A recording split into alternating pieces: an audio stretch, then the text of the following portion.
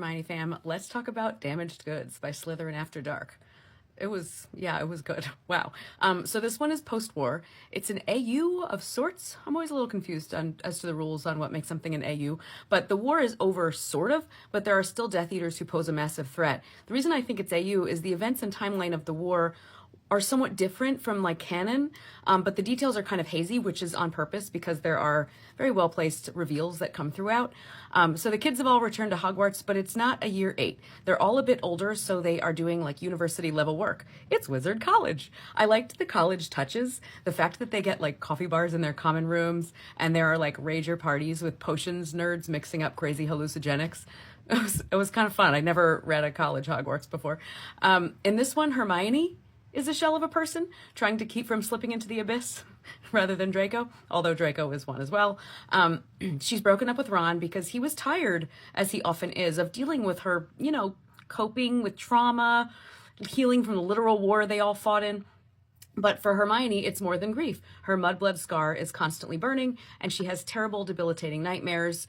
She's working on a potion and a blood theory to save herself, but otherwise, she is empty. One night, she's in the library and witnesses 2 students hooking up, which oddly turns her on.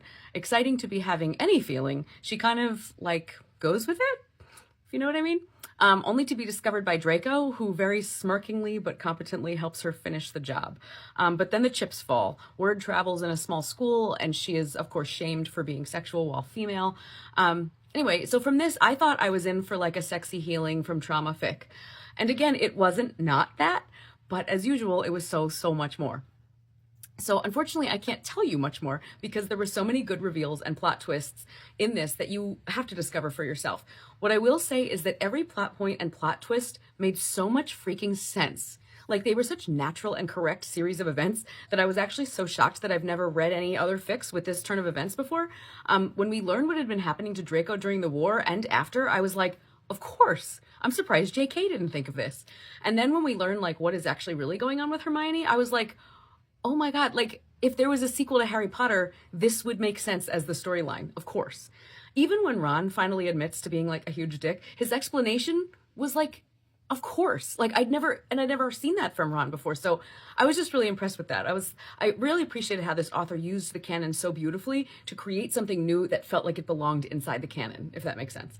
And yes, I did cry a bit in the end bits. Holy crap. Well, that's all for this one. Have you read this one? What did you think? All right, I'll see you next time. Bye.